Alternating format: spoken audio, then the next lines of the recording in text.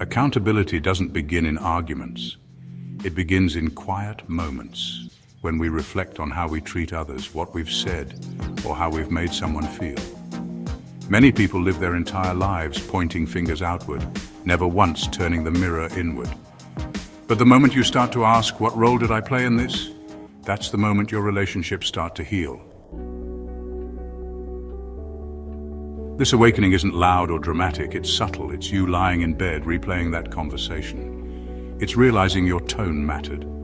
It's understanding that sometimes silence can hurt more than words. Accountability begins when we start to own not just our actions, but our energy.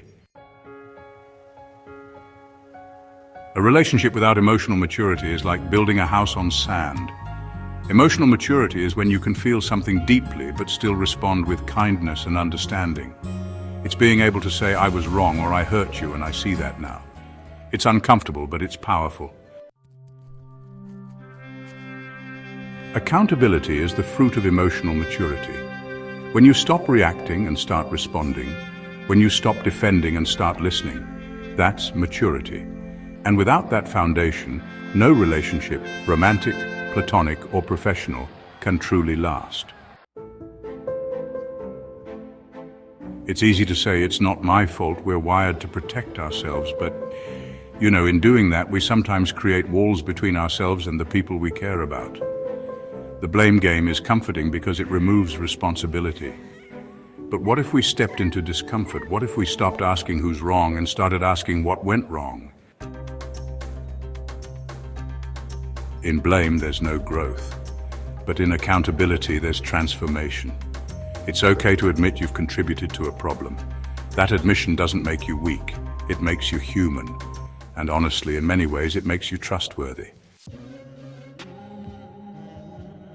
Accountability lives in introspection. Looking inward isn't always pleasant, but it's necessary. Sometimes the person who hurt your relationship most wasn't your partner, your friend, or your boss. It was you. And the hardest part? Realizing that and deciding to change. But introspection also brings hope. It means you're self-aware enough to course correct. That ability alone makes you powerful. People who take time to reflect are people who grow. And growth attracts deeper, more meaningful connections. Not all apologies are created equal. Saying I'm sorry is easy. Saying I'm sorry I made you feel unsafe, or I take full responsibility for my words, takes courage. A true apology doesn't come with conditions, it comes with empathy.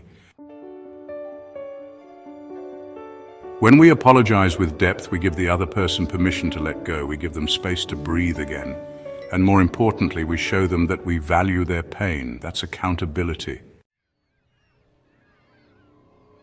Some people struggle with accountability because trauma has taught them survival, not reflection. If you grew up in chaos, you might fear taking blame because in your past, blame came with punishment.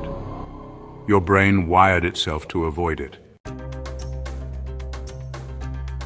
But healing starts when we realize that in safe relationships, accountability isn't punishment, it's connection. It's saying, I'm safe enough now to admit I was wrong. And when both people understand that, a new kind of trust is born. In romantic relationships, accountability is intimacy. When you tell your partner, I hurt you, and I want to do better, you're not just saying words, you're holding space. You're showing them that your ego isn't more important than their peace. Real love isn't about perfection, it's about progress.